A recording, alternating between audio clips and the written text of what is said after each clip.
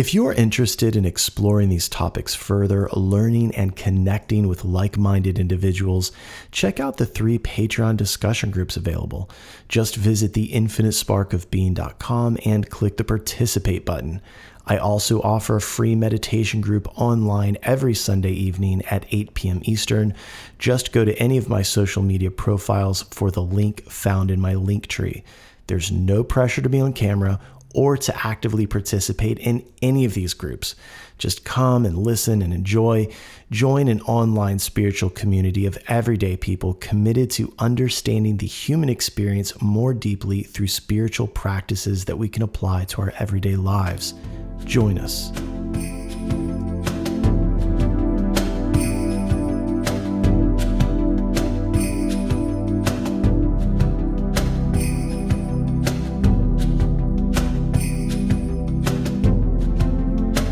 Welcome to the Infinite Spark of Being podcast. My name is Keith Welsh, and today we're talking about something that's difficult, it's painful, but it's also sacred.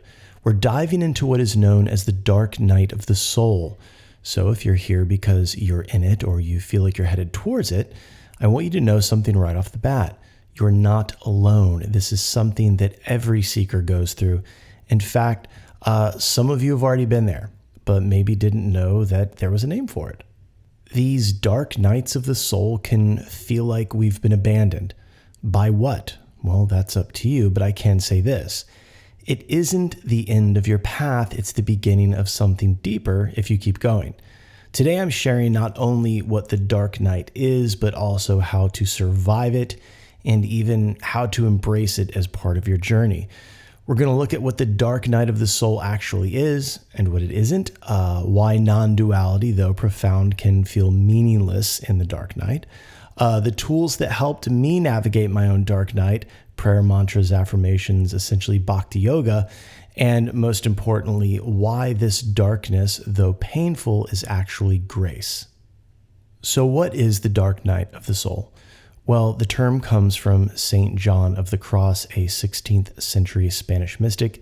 And yes, for those of you disaffected Christians that are ready to rail against Christ himself, there are or were Christian mystics. If you'd like 2 of my favorites that you can do a little research on, Thomas Merton was one, and another is Meister Eckhart. In fact, one of my favorite quotes is from Meister Eckhart. Spirituality is not to be learned by flight from the world or by running away from things, or by turning solitary and going apart from the world. Rather, we must learn an inner solitude wherever or with whomsoever we may be. We must learn to penetrate things and find God there. I love that quote because it acknowledges the omnipresence of God. It shows that the Eastern perspective of God is not unique to the East. However, thanks to the rise of the evangelical movement, we have othered God himself into oblivion. And for Thomas Merton, he wrote a beautiful book titled No Man is a Mountain, and very famously said, "The beginning of love is to let those we love be perfectly themselves and not to twist them to fit our own image. Otherwise, we love only the reflection of ourselves we find in them." That's a beautiful and heavy line. I love it. So back to St. John of the Cross. He described the dark night of the soul as a period of spiritual desolation where God seems absent and all your familiar spiritual comforts vanish. It's like someone unplugged the bliss. We've all felt it. We've all adhered to a practice, found peace and connection in that practice, but then one day that peace, that bliss isn't accessible for whatever reason. You know, one of the Puranas, I think it's the Srimad Bhagavatam. I could be wrong. I don't know. But it says, God shows himself to his true devotee in order to increase his hankering for the Lord. So one way to see it is a spiritual plateau that is going to separate the true devotee from the hobbyist, right? But here's what I want you to hear, though. Understand this. The dark night of the soul is not depression. It may feel like it, but it's something different. It's a spiritual process, a purification. Depression is the body crying out for balance, biochemical, emotional, psychological. But the dark night of the soul It's the soul's cry for truth. And that's truth with a capital T. And that's the hardest part. Everything that used to work seems like it just stopped working.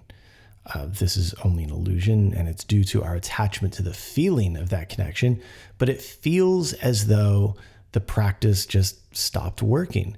It can feel like meditation is just this hollow exercise. Prayers can feel like shouting into a void. Mantras are just mumbling. And even your love for God can feel gone. You might even lose your sense of who you are in all this. And that's because the dark night's job is to dismantle who you thought you were. There's that word again, thinking. Remember, the mind separates us from divinity. That's its duty. That's its role. That's its job in the melodrama of the human birth, is to create the illusion of separateness. And in the words of the mind, don't hate the player, hate the game. But seriously, remember, that's exactly what the mind is supposed to do. And you can't get into any of that without talking about non-duality, Advaita Vedanta, how everything is one, how there's no separation between you and God. And that's a beautiful idea, but when you're in the dark night of the soul, non-duality can feel cold.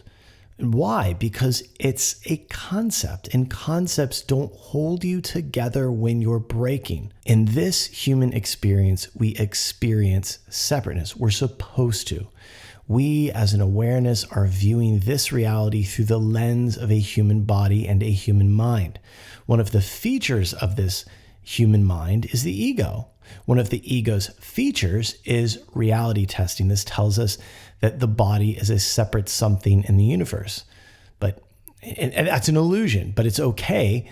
It has an evolutionary psychological purpose, right? That's what we're supposed to be experiencing in this birth. And all that being said, yes, we get glimpses into oneness. These little glimpses tell us that we're right on track. So yes, we can have unity consciousness experiences. I don't want to say non-duality experience, but unity consciousness experiences. But that's not where we're meant to live, at least not right now. We live in a world of duality, night and day, self and other, love and loss. And when you're suffering, the last thing you need is some intellectual concept telling you that you are God.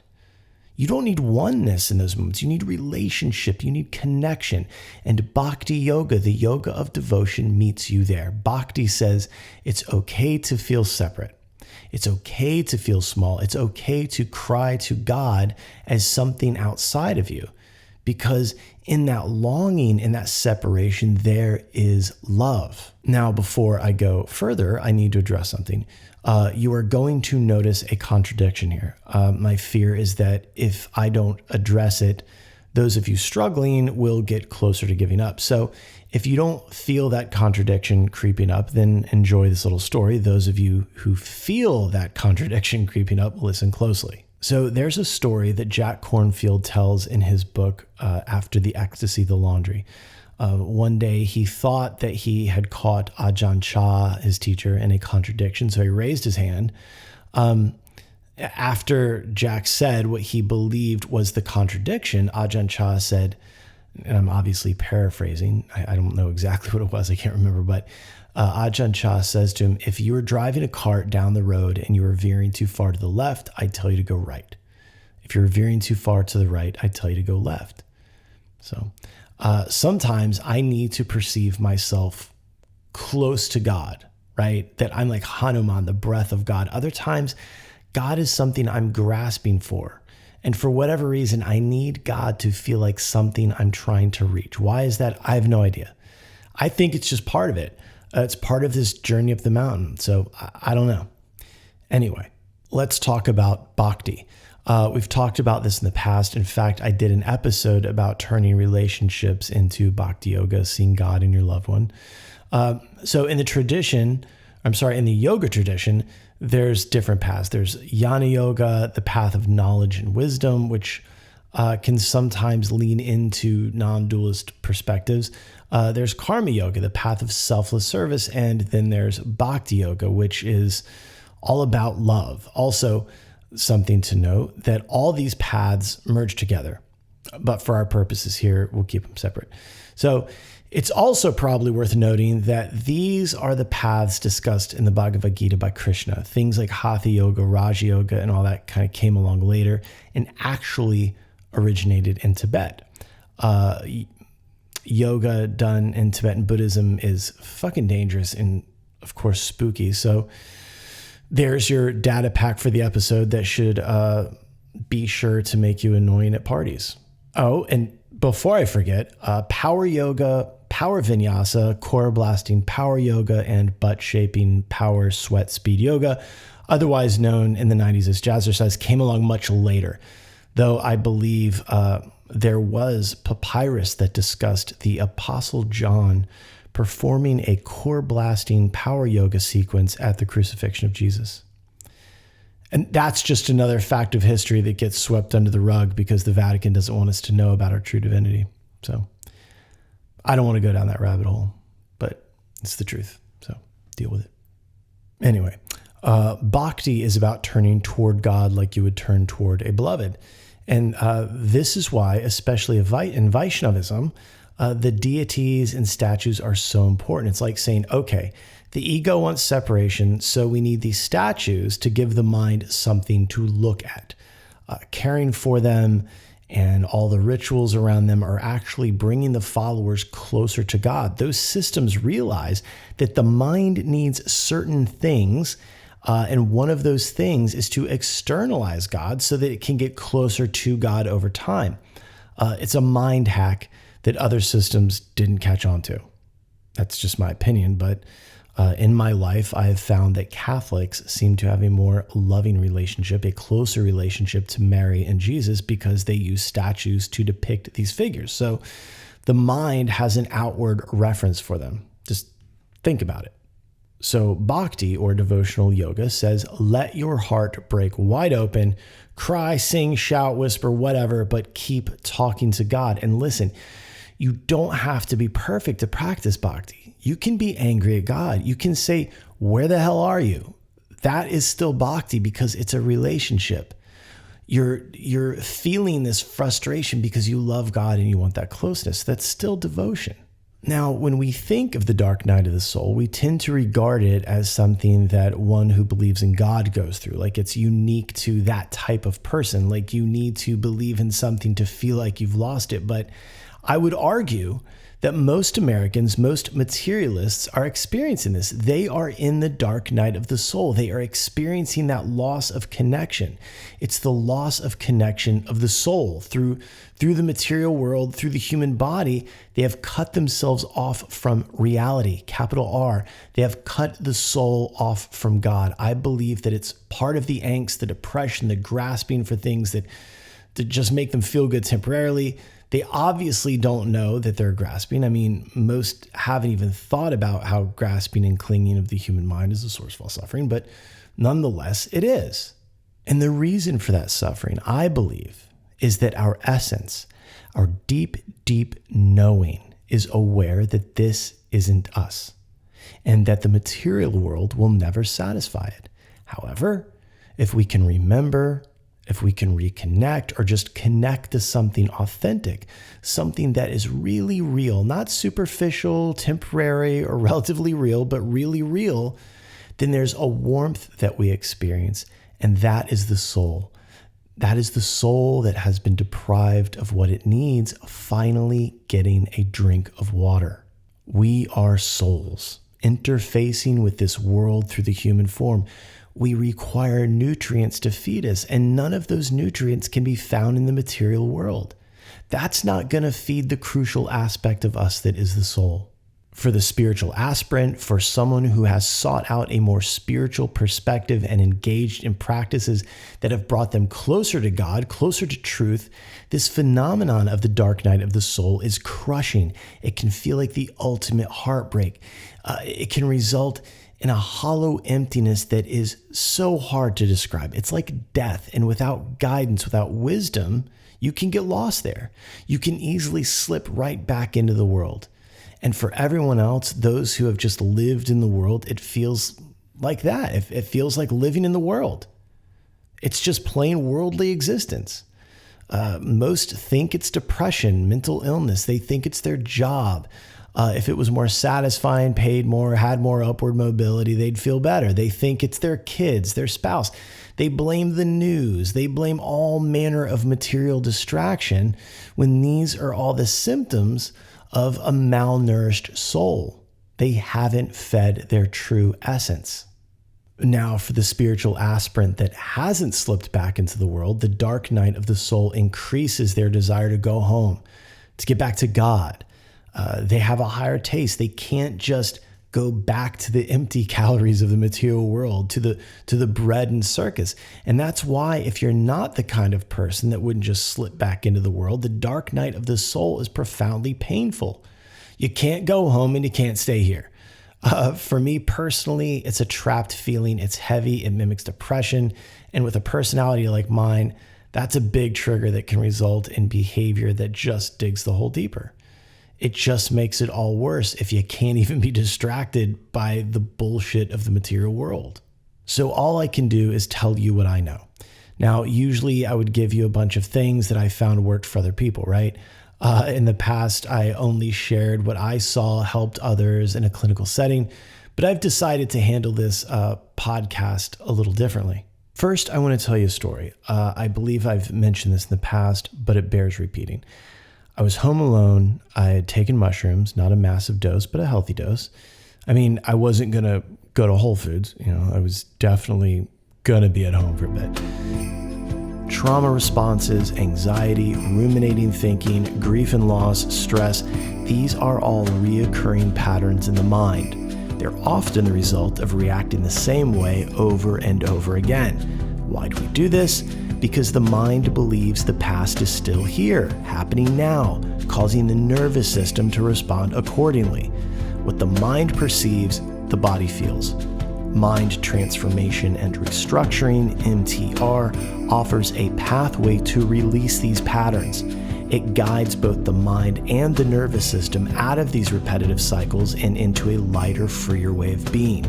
If this resonates with you, feel free to reach out via direct message or through the contact section at theinfinitesparkofbeing.com. You don't have to live the way you've been living. Change is possible.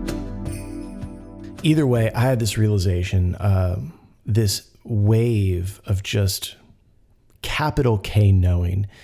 That's the only way to describe it. Those of you that know what I'm talking about. But the capital K knowing told me that everything I had ever done in my life, whether it was art, music, design, the infinite spark of being, work in the field of grief, trauma, all of it, none of it mattered. It was all a massive waste of time. I had wasted my entire life. It didn't matter. Nothing mattered. None of it mattered. And that broke my heart into a million pieces. My urge was to run from it, but there was this thought to just sit with it, hang out with this feeling, this description of my life. So I sat and I breathed and cried and breathed and cried some more. And I mean, it was that deep heaving, wailing, and panting. It felt like hours, but then there was this wave of relief. It was bliss. I could very easily see myself in my mind as a little boy playing with swords with my friend Paul. There was this tree at my dad's welding shop, and the branches made perfect swords. Anyway, I could see myself pretending to get killed. I fell down in the driveway, pretending to be dead, but then got up and went on to the next thing. And it was that thought of, oh, that's it. It doesn't matter, but it doesn't matter in the way playing doesn't matter. It matters for a minute, right? You're playing, but then you just get up and go home. No one sits down to play checkers and tries to lose, but it's not the end of the world if you do lose. It's okay. So the piece that was hurting, that was crying, that was my human mind, the body, the ego. This other realization, this other knowing with a capital K was my soul. It was the divine mind telling me that it doesn't matter, so enjoy. Do what you want. It'll be fine. Now, when they say God is love, I don't believe that they mean that God is actually love. I believe what they mean is that love is the path to God, that by loving and caring, you find a path to God. That's certainly been my experience. So my one dark night of the soul, it lasted years. It came in waves, but those waves were constantly hitting me. But what that experience with the mushrooms taught me was that I need to just let go. So I did. And for me, that was allowing myself to be loved. Anyone can fall in love, but to allow it to come back to you, that's something else. And I'm not saying that a person is going to save you, because they won't. But for me, the lesson came in the form of relationship, a relationship with someone that wanted to love me. At first, I didn't allow it. It had to be on my terms, but eventually, opening that piece of me, allowing myself to be cracked open, led me back to God. But this time, it was an experience with God rather than an intellectual knowing about God. But that's what was required for my specific curriculum. Now, I don't know what's going to crack you open. I don't know where you're stuck, but all I can say is start saying yes. When you feel fear, go forward. And you know the fear I'm talking about. I don't mean the fear of dark alleys or being robbed. It's that other fear. It feels more like a block than fear, I guess. And something else that I'd like you to try is create a sacred space. It can be something extravagant or just a shelf somewhere, but create a space that holds something sacred. We have a puja table. It's got pictures and things on it. Christy puts flowers on it. When I buy her flowers and they start to wilt, she kind of rearranges them and puts them in different vases and things. And some of the smaller ones she puts on the puja table. I have one of my mom's hair clips on it, these clips that she always wore, things like that. Fill it with things that remind you of the truth, things that are sacred to your life. And remember, you decide what's sacred. Nobody else decides that. Another thing I'd like you to try is obviously mantras and affirmations, repeating words that remind you of the divinity of the human birth. I've done a lot of episodes on journaling and things like that, so I'm not going to go too deep here, but taking up a sacred mantra that appeals to you, that touches you, is a very connective practice. Mine is, of course, the Maha Mantra. Something else that often gets overlooked is simply talking to God. Talk out loud. However, wherever, just do it. Yell at God if you want. Rage if it feels right. I promise you that you will get answers if you do it. You'll have thoughts enter your mind that begin to point you in the right direction. But whatever you do, stay in conversation with God. Now, the next piece I'd like to bring up is prayer. I know for some people, prayer feels like begging. I myself have struggled with prayer in the past. In fact, it took me years to really understand what prayer was. People like Neville Goddard, Florence Scovel Shinn really helped me deepen my understanding of prayer. But real prayer isn't about asking for stuff. It's about relationship. It's about connection. Something I have found helpful was writing the prayer as if it were an affirmation, right? So affirmations are present tense positive statements about conditions that we desire. So I'd write the prayer the same way, thanking God for creating the causes and conditions that I desired. So an example would be, thank you, God, for this perfect day that unfolded according to divine will. That's present tense and positive, right? Instead of, God, please make today a good day and allow it to unfold according to your divine will. You see the difference between those things. One is leaving room for doubt, while the other is not. So after a while, I got more comfortable at just praying for whatever reason. It didn't feel empty anymore. And, the more you start to see the power of these things in your life, the more seriously you'll start to take them. Again, this is just what I do. It works for me. So let's circle back around to affirmations. Affirmations get a bad rap because they can feel fake, right? Here's the thing though, affirmations aren't about how you feel. They're about what you know is true, even if you don't feel it, right? Or more importantly, they're about what you want to be true. The stumbling block for everyone when it comes to any of this stuff really is doubt. So Neville Goddard said, doubt is the only force capable of disturbing the seed or impression. To avoid a miscarriage of so wonderful a child, walk in secrecy through the necessary interval of time that it will take the impression to become an expression. Okay, so I should have prefaced this. I'm going to do an episode on Neville soon, but he read the Bible as an allegory about the mind. He believed that the references to females represented the subconscious. And since he saw the subconscious as female and the subconscious as the thing that gives birth to our reality, the point was to impress it with the ideas via the conscious mind, the male, or to plant seeds in it via the conscious mind. So with that explanation, let's read it again. Doubt is the only force capable of disturbing the seed or impression.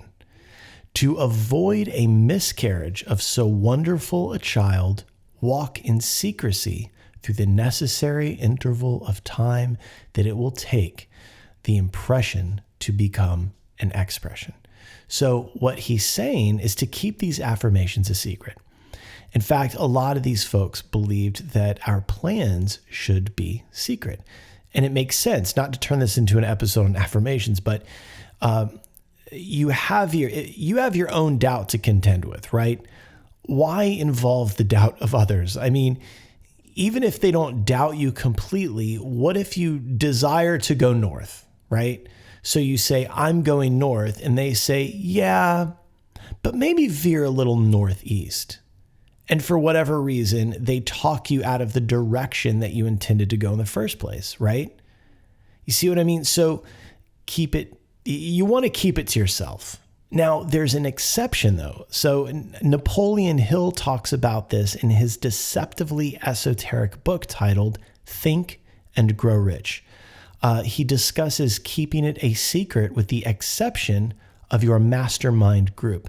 These would be a group of trusted people that serve the purpose of lifting each other up and saying, yes, you will do it. They help you plan. They support you. Personally, mine consists of me and Christy. All I get from her is, yes, do it. And do this too, right? If they don't double down on what you want, if they inject doubt, then they aren't your mastermind group, or they shouldn't be a member, right? I'm going to do a new episode on affirmations soon. So let's get back to how they apply to this condition that we've called the dark night of the soul. Something to add to practicing, to the practice of reciting affirmations or even writing them down. When you say them, right? Say them, write them, whatever, with conviction. Say them like you're telling somebody how it is, right? You don't have to shout unless you want to. But for myself, I say them very matter-of-factly, like I'm casually saying them to someone. And there's a lot of ways to impress these affirmations or ideas into the subconscious, as Neville Goddard would say. But right now, I'd like to talk about the dumbest way. Sticky notes on your bathroom mirror. I've heard this suggested by many a healthcare professional, and my response as someone who has experienced life-altering transformations through mantra recitation and know how consistent practice must be, how often are you going to the bathroom? If it's often enough that a sticky note about how wonderful you are, would it change your perception? Then you might want to see a doctor. Also, are you home all the time? Do you work from home? If you do, and you're still in the bathroom enough to see this note and transform your life, then again, maybe see a doctor. Or how about this? You memorize the affirmation. Treat it like a mantra or a japa practice. Maybe see it as a prayer to God. If you frame it this way, make it sacred and treat it as holy, does sticking it to a bathroom mirror feel appropriate? Right? If it is your heart's desire, does sticking it to a mirror feel like the right thing? and seeing it only when you are forced to, while you are multitasking and getting ready for your day. Of course not. Treat the affirmation, prayer, or mantra as something that is alive and responding to you. If you interact with these things that way, then they will respond in kind. So don't leave them in the bathroom or wherever the talking head from BetterHelp.com told you to leave it. This is holy.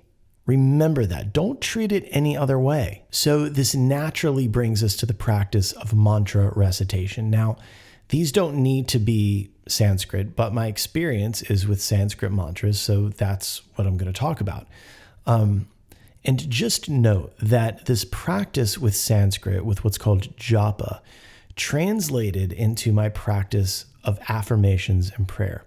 Either way, just know that from now on, when I say, just for now, right? Not forever, but for this episode, when I say mantra, I mean mantras in Sanskrit.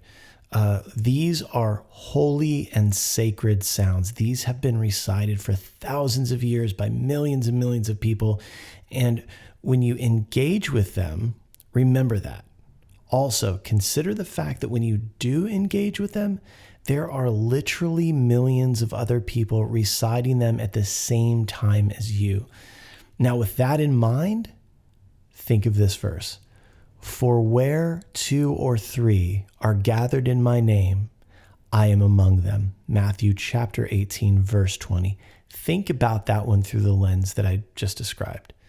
That's very powerful. So mantras are different from affirmations, right? Affirmations speak to your mind.